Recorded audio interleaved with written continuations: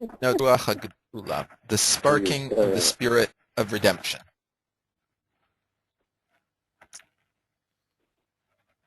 Behekshir Zeh, Nitzayin Kama Uvdot Kshurot L'Shichur Yerushalayim. In connection with this, we will note some events that are connected to the liberation of Jerusalem. Shoot at Divrei Bal Yeshua Yaakov Malko, that show the words of the Yeshua Malko. Remember, previously, last time we learned, Yeshua Malko talked about the fact that when it becomes a popular general feeling of a desire to return to Israel, that it is almost certain that this is a spirit that is lit from on high, that is sparked from on high, and it is the beginning of the messianic process. Nakdim, ki bi'achat hashanim b'leil yom Yerushalayim, diber b'yeshivatenu ha'aluf Uzi Narkis, asher haya b'mei shichur Yerushalayim, aluf Pikud Merkaz. I will begin by saying that one of the years, on the night of Yom Yerushalayim, General Uzi Narkis spoke in our yeshiva. General Narkis, at the time of the liberation of Jerusalem, was the Central Front commander, which of course includes Jerusalem. Mimenu sham'anu shelo rak shelo haya shum tichnun lichvosh Yerushalayim el adarabah. From him we heard that not only was there no plan to conquer Jerusalem, but the reverse. Asinu hakol kedei limnoa et shuhura. We did everything that we could, that was in our power, to prevent its liberation. It might be better to say, to prevent a war with Jordan. Kodem milchama, af echad lo hitkanein v'chashav ala efsherut l'chvosh Yerushalayim. Before the war, no one considered the possibility of conquering Jerusalem.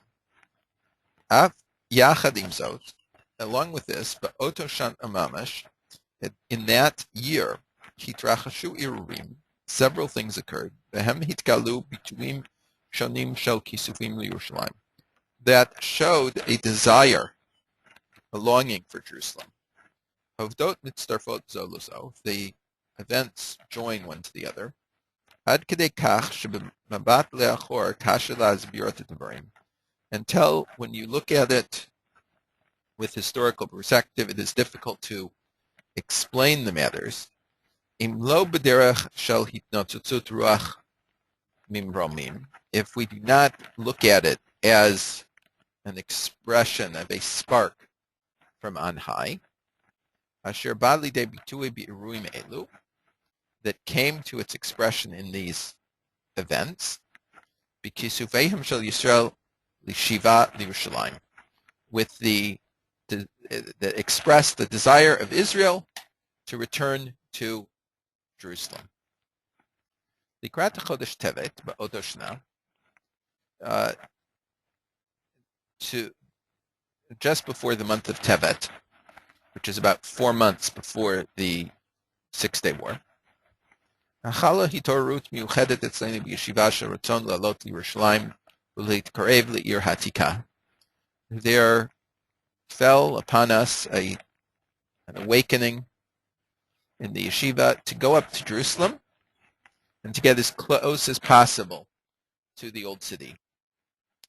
There is no rational explanation for this desire. The entire yeshiva went up to Yerushalayim. We tried to get close. As much as it was possible then, l'chomot ir hatika, to the walls of the old city. Maseh shelo haya pashut klal ba'oto zman, something that was not simple to do in that time. One thing that people are often not aware of is that because the Jordanians regularly put snipers on the walls of the old city, Israel put up sniper walls at the end of every street that opened into the old city. And these walls were very high, 40, 50, sometimes 60 feet, depending upon the angle of the wall to the street that they were protecting in such a way that it was almost impossible to see the old city from the new city. Alinu kulanu al gad gavoa. We all went up to a high roof. Kidei lahashkif al mavar lechoma, so that we could look out over to the walls of the old city. V'kol echad kara kriya mitin haroe et Yerushalayim b'charbona. And all of us tore kriya, we tore our garments, from the halacha of anyone that sees Jerusalem in its destruction. This is a Gemara in Moed Katan. Lachor shichur Yerushalayim sipra em achat al bana. After the liberation of Jerusalem, one mother told about her son.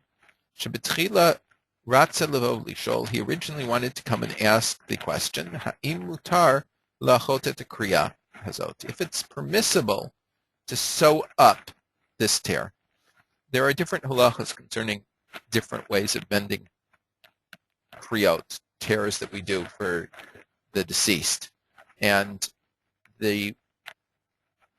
for more distant, for everyone other than the mother and father, you're allowed to mend the tear after Shiva or after Shloshim.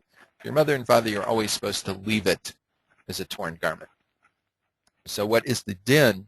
He's asking, what is the halacha for when you tear kriya for the old city of Jerusalem? Is it a halacha of tearing kriya for a parent, or is it a halacha of tearing kriya for another relative? Ach la'achar shichrur ha'ir kavar lo ratzah lishol. However, after the liberation of the city, he no longer wanted to ask. V'amar, and he said, Shishmor et ha'chutzah hazot l'mazkeret. He would keep this shirt for a token of memory. Al sheba'oto shana ba kara kriya al Yerushalayim b'korbana. That on the same year that we tore kriya for Jerusalem in its destruction, zahu gam lerot et Yerushalayim b'shichura. We also merited to see Jerusalem in its liberation. One of the things that I have to say is, we'll discuss this much more later, but the halacha of tearing kriya on Jerusalem or any of the cities of Yehuda is when they are controlled by non-Jews. If the non-Jews control them, then we tear kriya over them, even if they're settled by Jews. Whereas if they're controlled by Jews, even if they are settled by non-Jews, we don't tear kriya over it. So once the old city was liberated, there is no longer a halacha of tearing kriya over the city. We'll look at this, all the sources for this later. B'chodesh Adar hitkayem b'yeshivatenu kenes shel kitot yud beit mikol yeshivot b'nei Akiva. In the month of Adar, which is 2 months before, between 2 and 3 months, depending on when in Adar it is, before the Yom Kippur War, there was a conference, let us say, of all the 12th grade classes from all the yeshivot b'nei Akiva. B'otam yamim od kaimu nasim b'shabbatot. In those days, they still had these conventions on Shabbatot. Shemagmatam haya la'oded et habogrim lahamshich limudim b'yeshivot. Where the purpose of them was to convince the graduates that they should continue learning after they graduate from high school in yeshivot. Something that at that time was relatively rare for graduates of B'nai Akiva high schools. Now it's not rare at all. Like the idea of having conferences to convince people to go learn yeshiva after high school isn't something that is done at all, because it's almost an assumed thing that people will continue to learn after high school. It's almost like people in the United States going for a year in Israel. It's something that almost everyone does. B'motzei Shabbat, hitkayim symposium b'beit midrash. Motzei Shabbat, there was a symposium in the study hall. Echad min hamishtatvim amar b'dvarav et mishpat haba. One of the participants said the following sentence: Anachnu tzrichim lirot et tzmeinu k'chayalim sheshochvim l'margalot har habayit k'dei lichlosh oto. We have to see ourselves as soldiers. They're lying at the footsteps of the Temple Mount in order to conquer it. Hadover haya harav Chanan Poret Zal. The speaker was Rabbi Chanan Poret, who at that time was a student in the yeshiva, and he became one of the great leaders of the settlements of Yashav, Yehuda Shomron, and Aza.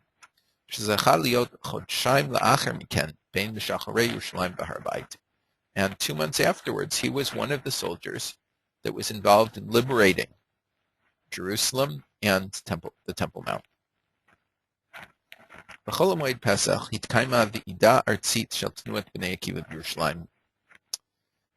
On the intermediate days of Pesach, there was a meeting of the National Council of Bnei Akiva in Jerusalem. Boto v'ida hitzia echad hachaverim kiyom Dr. Amnon Shapira. At that time, one of the members, today Dr. Amnon Shapira, said, Ki yuchlat shevida haba hitkanes be'ir ha'tika b'Yerushalayim. He proposed that we make a decision that the next meeting of the National Council should be in the old city of Jerusalem.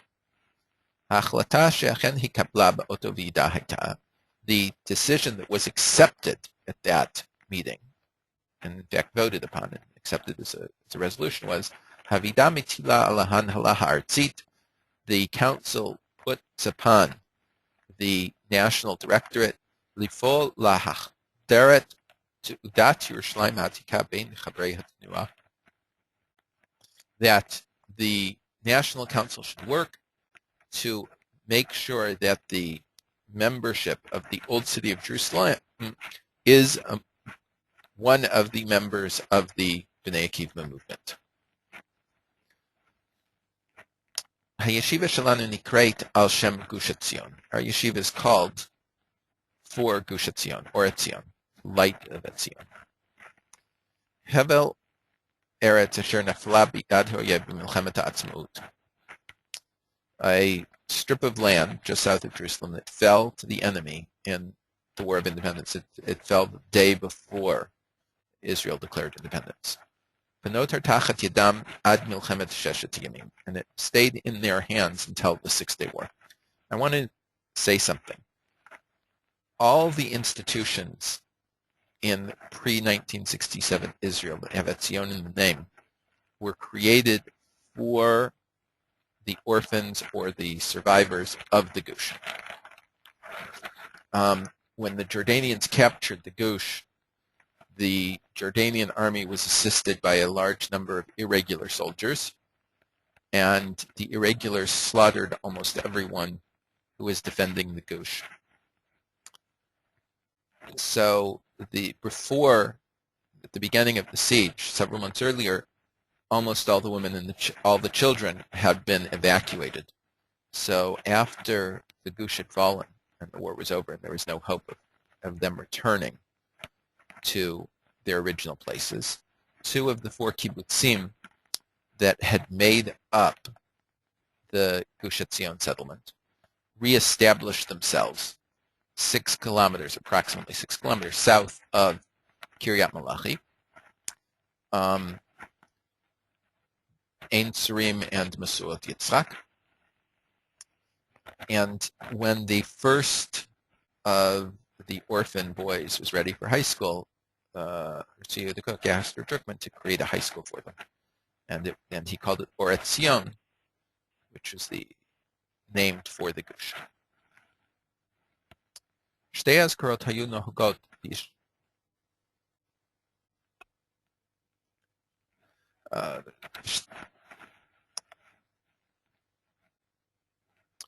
Shtei azkarot hayu nohugot yeshiva l'zecher Gush Etzion ba'ot yamim. There were 2 remembrance ceremonies that we did in the yeshiva to remember Gush Etzion in those days.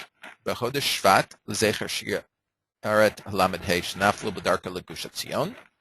The first one was in the month of Shvat to remember the convoy of the 35 that fell on its way to the Gush Etzion.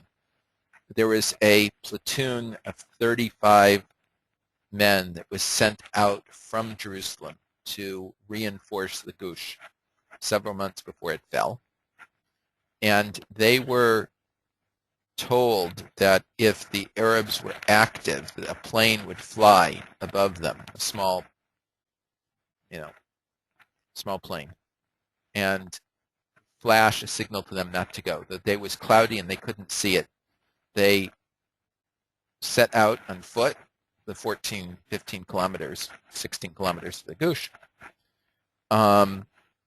They were surrounded by Arabs and they retreated to a hilltop where they fought until the last three of them, when they were out of ammunition, killed themselves with their own hand grenade rather than fall into the Arab hands. And the Arabs mutilated their bodies badly, and the British eventually were able to get the bodies and return them to the Gush, where they were buried. They were eventually, after the War of Independence was over, Rav Goren was able to negotiate with the Jordanians to go to the Gush and remove these bodies, which were buried in a common grave, and bring them back to Jerusalem for reburial. Many of them were unidentified. We couldn't identify who was who. And there is an interesting story in Tzaddik in Our Time about Rabbi Rue about how the unidentified bodies were identified. In the second memorial service, the Erev Yom HaTzmaut Legush Kulo was the eve of Yom HaTzmaut for the entire Gush. Oto Shana Ala Rayon L'Kayim Mirutz Lapid Mishteret Bar Guria Hamakom Asher Haya Lashkif Al Gush Etzion Misham Yitzab Mirutz Lapid Liyeshiva. In that year, the idea arose to have a torch run from the police station at Bar Guria, a place where it is possible to look out onto the Gush Etzion, and from there to run with the torch all the way to the yeshiva. A distance about 60 kilometers, I would say, as they had to go then. Now it would be much less because you wouldn't have to go through the Jerusalem quarter. You could go a more direct route. במפקד הסיום של המירוץ שנערץ בישיבה סמוך לכניסת יום העצמאות, at the end of the run, that was the program that was held in the yeshiva, the tape that the boys ran through, that was close to the beginning of Yom HaTzmaut of 1967, Ne'amar, Anachnu od nachzor leGush Etzion. It was said, we will return again to Gush Etzion.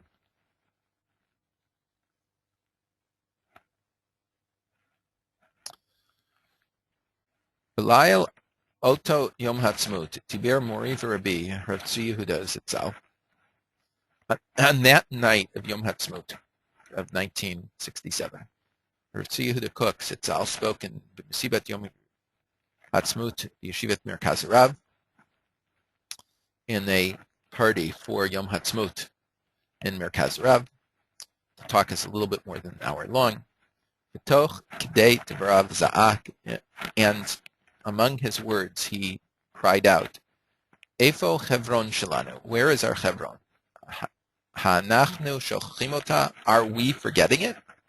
Heichan Shechem Shelanu, Yericha Shelanu. Where is our Shechem, where is our Yericho? Where? Hanishkachan, have they been forgotten? The Kol Ever HaYarden, the entire other side of the Jordan. Shelanu, who it is ours.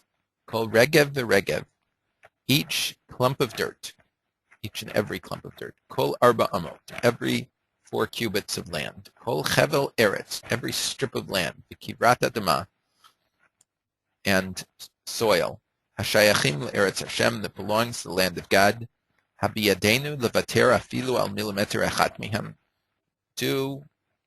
Is it permissible for us to give up on even 1 millimeter of it? The things were recorded in one of the collections of Rav Tzvi Yehuda's talks, Netivot Yisrael, chapter 2, Mizmor Yud Tet Shel Medinat Yisrael, the 19th Psalm of the State of Israel. It's called the 19th Psalm because it was the 19th year of Israel's independence. It was a very young state at the time. Not an almost mature state that it is now after 60-some years. It is possible, it's a little bit difficult to find, but this talk of Ritzi Yuda's, it can be found on YouTube. There's a short version that just has this part, and it's much harder to find, a complete version of the talk that's over an hour long. There are no subtitles, although the sound is not clear. There are subtitles into Hebrew, not a translation into English. Bob. Milchemet Sheshet Yamim parza b'yom sheni, u'v'yom revi'i nechbasha Yerushalayim. The Six-Day War broke out on Monday morning, and on Wednesday, Jerusalem was conquered. Yom Sheni v'Shlishi ish lo chashav al shichrur ha'ir. On Monday and Tuesday, no one thought about liberating Jerusalem. V'kamoshis karnu b'shem haluf Uzi Narkis, as we have already mentioned in the name of General Uzi Narkis, asu hakol kadei limanah mikach. They did everything possible at the time to prevent this. Kamo ken yidua meser shehavir Levi Eshkol Rosh Mimshela Da'az l'Hussein Melech Yarden. It is well known the message that Levi Eshkol sent through the Norwegian general who is head of the United Nations force, the truce observation force that was stationed in Jerusalem as well as other places along the border between Israel and Jordan and Israel and Syria.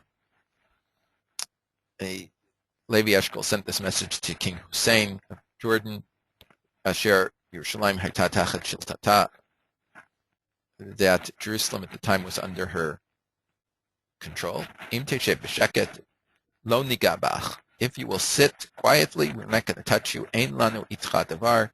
We have no complaints against you. This message, in fact, was sent several times. There was shelling. The Jordanians were shelling Jerusalem from the beginning of the war. That was ignored.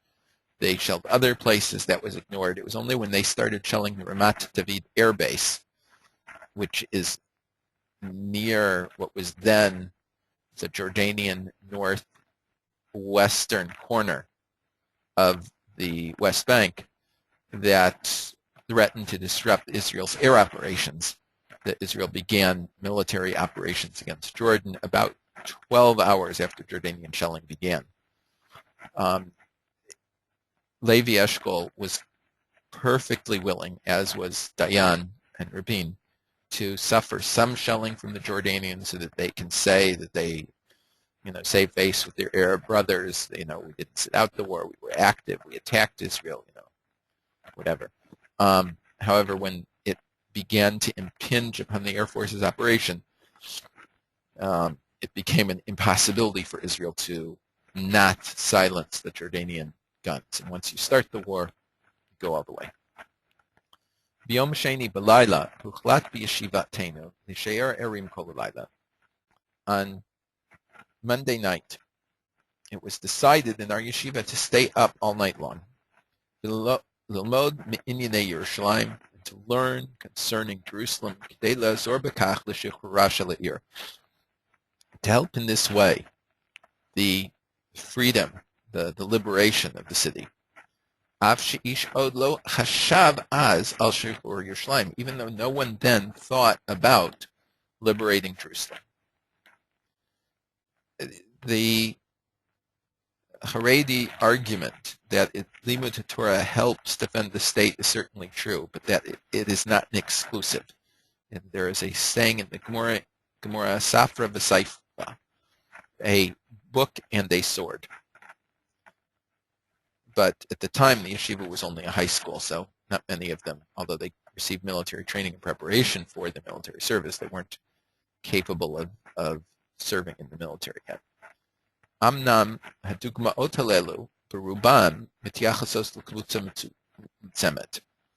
Even though these examples, in general are referring to a limited group of people. Ach elu bituyim nim l'rachashei ha'am kulo ba'oto tekufa. But these expressions are faithful to what was going on throughout the entire nation at that time. Nitam gam lehosif shlukrot oto yom ha'atzmut chubar ki yadua hashir Yerushalayim shel zahav. It is well known, one should add, that to greet that Yom Ha'atzmaut, a song, the well-known song was written Yerushalayim shel zahav, Jerusalem of gold, asher shofea kulo shkika v'kisufim shiva le'ir. It is completely filled with the desire, the longing to return to the city. It's interesting to note that every year on Yom Ha'atzmaut there are numerous activities in Israel. One of them is a national song contest.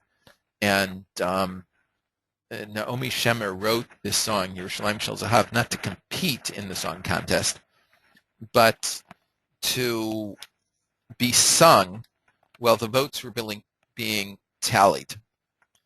And of course, it by far was the most popular song that was there. It talks about the cisterns being empty, the marketplace being empty, and so on. There is the original song had 3 verses. After Jerusalem was liberated, she added a 4th verse, where instead of, for instance, in the original 3 verses, it says, "And no one goes down to the Dead Sea, the Derech Yericho, by the Jericho Road," which is by far the shortest way to get to Jerusalem, from Jerusalem to the Dead Sea. And it also, the original song also talked about Ein Tokea b'shofar b'har habayit, that no one blows the shofar at the Temple Mount, and so on. Whereas after the 6-Day War, she wrote that again we go down to the Dead Sea by the road of Jericho, and the shofar is blown in Har Habayit. It's also interesting to note that the British prohibited blowing of the shofar at all, ever, at the Kotel. And there was a movement from the early 30s on where for the end of Nilo, when the shofar is blown, someone would always blow a shofar secretly. And then the British would try and arrest them. Usually they did, held them in jail for a while until they released them, sometimes more time, sometimes less time, and so on. Also in Tzaddik in our time about Rabbi Rue Levine, during this period of time when he was the Rav of the prisoners, the British prison in Jerusalem, he would insist on, he was the Baal Tefillah, he was the Chazan for the prayers on Yom Noraim on every Shabbat in the prison. And the prisoners would tell him, Rebbe,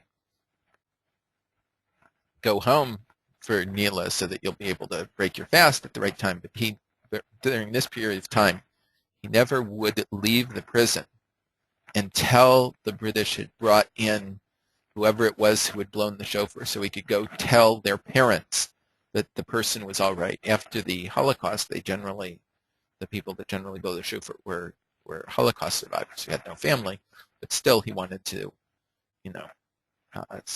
make sure that everything was all right before he went home to break his fast. So the shofar being blown by Rav Goren at the wall upon its liberation was to a certain extent, a continuation of this showing of great moral, spiritual strength to stand up to do something that was not allowed. Of course, for him it was allowed. Clearly, it is possible to explain each and every one of these occurrences on its own. But when you join them all together, we see clearly. balat mashmaut. You see that this awakening is a general occurrence that has meaning. K'mishistaklim al hiruim behebet histori, ro'im ketzad hakisufim mehamaasim shelanu hayu bitui shel itrauta t'le'ela. We see that how our desires and the things that we were doing at that time were expressions of awakening up on high. Some things take historical perspective.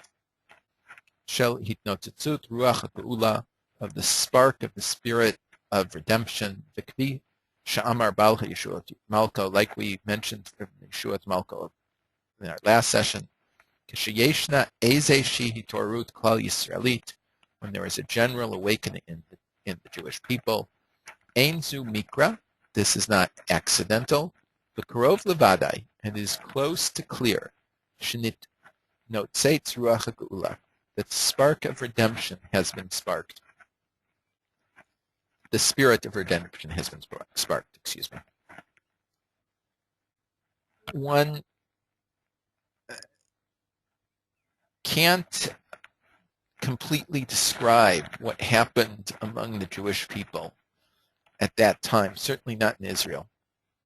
I would like to tell a few more stories that are related but different. One of my friends, Rabbi Rue, who lives in Los Angeles now, was a 4 or 5 year old child at the time of the Six-Day War. And he lived halfway between Jerusalem and the Gaza Strip. When the war broke out, they could hear the artillery, the Israeli artillery attacking the Gaza. And as this went on for several days, his father was fighting in the Jerusalem Brigade, and his mother was 9 months pregnant and gave birth on the 3rd day of the war, the day that Jerusalem was liberated. And after the liberation of Jerusalem, the Jerusalem Brigade turned south to capture, on the 4th day of the war, both Beit Lechem, liberate the grave of Rachel Imenu, and then it went on to Hebron. And as they were getting ready to march out of Jerusalem to take Beit Lechem, Rabbi Gabai's father's commanding officer came over to him and said, "Your wife had a child, it's your 5th, and the rule in the Israeli army is after you have 5 children, you are exempt from reserve duty." So he said, "You're going home." So he didn't allow him to stay with the unit to continue fighting. He had to go home. And his wife was still in the hospital with the baby, and he had the other 4 children. And at that time, he took them up to Jerusalem to see the wall of the old city, which even as a young child, it made a huge impression upon the young boy, as something that he had heard about the wall, but it was like a fairy tale that never comes true. And here it had become a reality. I know someone else, David Eliav, who was the original fundraiser director of the Or Etzion, and he was the first child bar mitzvah at the Kotel, I believe it was the Monday after the Six-Day War ended on Shabbos. And when you see the picture from his bar mitzvah, the little boy putting on tefillin, there was no Kotel Plaza in those days. The Kotel was facing a very narrow alley, maybe 10, 12 feet wide. And in that, you have a picture of the boy with his father and putting on his tefillin for the first time at this narrow alley. But if not for the size of the stones, you wouldn't know that it was the Kotel. Another thing that was very interesting is when the paratroopers broke in to the Kotel, Originally, the paratroopers that fought to take Jerusalem, there were two brigades that fought to take Jerusalem, the 55th Paratroop Brigade and the Jerusalem Brigade. The 55th Paratroop Brigade was supposed to drop into El Arish on the second day of the war, but at the end of the first day of the war, the 7th Armored Brigade had already reached and captured El Arish, so the paratrooper drop was, not necessary. And originally, as the fighting began in Jordan, one of the 3 battalions of the brigade was put on alert to be transferred to the Jordanian front, and then finally all 3 were put on alert, and then all 3 went to fight in Jerusalem. There was one firm company commander, one Orthodox company commander in the entire brigade, Yoram Zamush from Kibbutz Yavne, and he requested, when they were told that they were going to Jerusalem, of Matagur, that he be allowed to command the company that stormed the old city. And in fact, Matagur said yes. And so when he arranged the forces that were storming Har Zaitim, the Mount of Olives, just before they turned around to take the old city, he put Yoram Zamush's company at the back of the formation so that when they turned around to go into the old city, it would be the first formation into the old city as it was. And he had borrowed a flag, an Israeli flag, from someone as they were preparing to move from the Jewish portion of Jerusalem to the Arab portion of Jerusalem to fly over the Temple Mount. When they got into the old city, they entered from Lion's Gate, which is in the northeast corner, and they turned south in this maze of alleys, really. They're not really streets, until they entered Temple Mount, and they climbed up to the top of the Dome of the Rock, and they flew the Israeli flag from it, and they were looking for a way down to the Kotel. They didn't know. There was no one there in that company who had ever been to the Kotel. They didn't know how to get there. And they met an old Arab who said that he would show them the way down to, as he called it, the Wall of the Jews. When they got down there, there is a picture of this, that they were greeted by graffiti on the Kotel, painted in white paint, that said, Im eshkechech Yerushalayim, if I forget Jerusalem, in Hebrew, from the Psalm. And no one knows to this day how that graffiti got there. If I can go back for a minute, when the 55th Parachute Brigade broke through to the north of the Old City, the idea was that the Parachute Brigade breaks through on the north side, the Jerusalem Brigade breaks through on the south side. They eventually meet to the east of the Old City, surrounding it, making it easier to capture. And they were warned that the 40th Jordanian Armored Brigade was coming up to relieve the Old City, and so they were ordered to stay in place. This order came after the paratroopers captured the Rockefeller Museum, which is directly north of the northeast corner of the Old City. It looks like a fortress, but it actually doesn't work well as a fortress. And at the beginning of the war, Rav Goren, who was the chief rabbi of the army, was in the first half-track into the Gaza Strip. His half-track was blown up from under him, and the shofar that he was taking with him, that he had blown at Mount Sinai in the 1956 Sinai campaign, he had been planning to get there again and blow it again there, was completely destroyed. he had to hike out of the Gaza Strip. There was no transport going the other direction. And as he was hiking out, he heard that there was fighting in Jerusalem. And he immediately got a ride up to Jerusalem, went to his father-in-law's house, the Rav HaNazir, one at the start meeting of Rav Kook, to get a shofar to blow at the liberation of the wall. He got caught up with the paratroopers when they were in the Rockefeller Museum.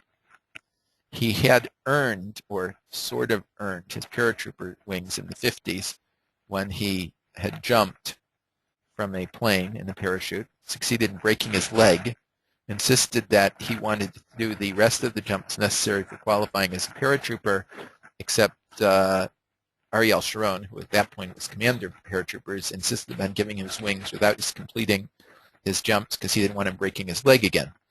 But he always, when you see pictures from after that point in time, you always see that in Rav Goren's army uniform that he is wearing paratrooper's wings because it was awarded to him by Ariel Sharon, later Prime Minister of Israel.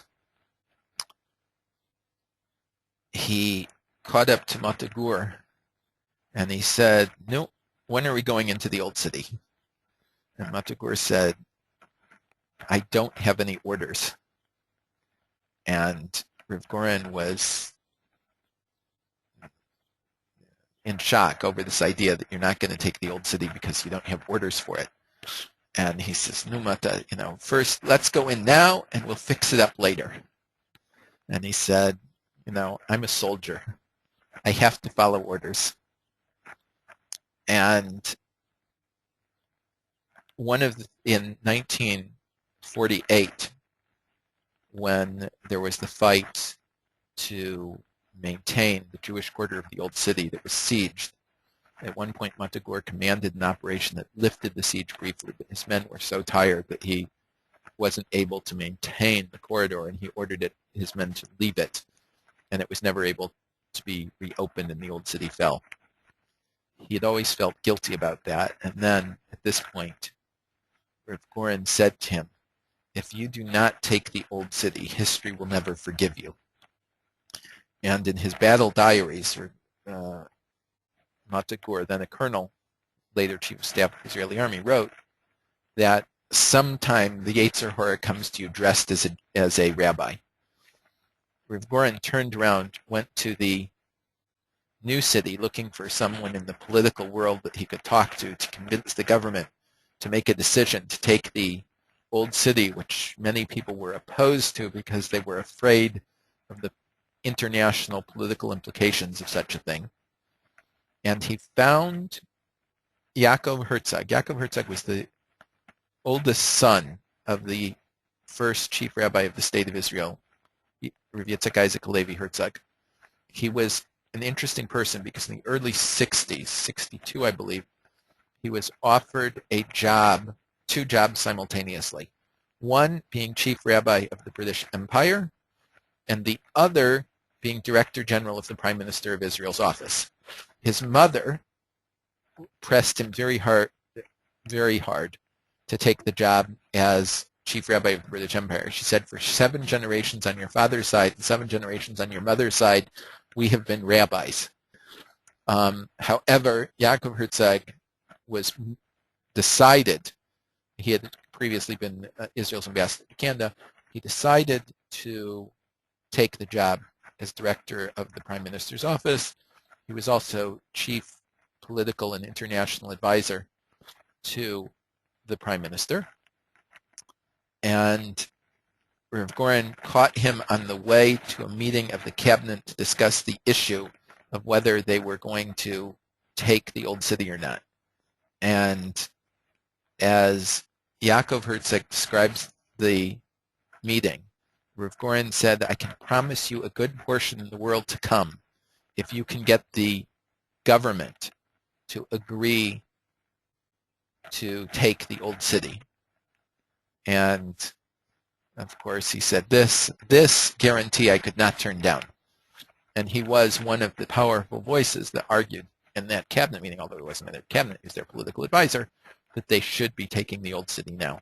The orders given eventually to the military for taking the old city, gave them an exact number of mortar shells that they could fire into the old city in preparation for taking it, and they could only fire those if they were absolutely sure they would not hit any Muslim or Christian religious sites. The next day, after the Israeli Air Force that night smashed the Jordanian armored brigade as it was coming up the Jericho Road, authorized the taking of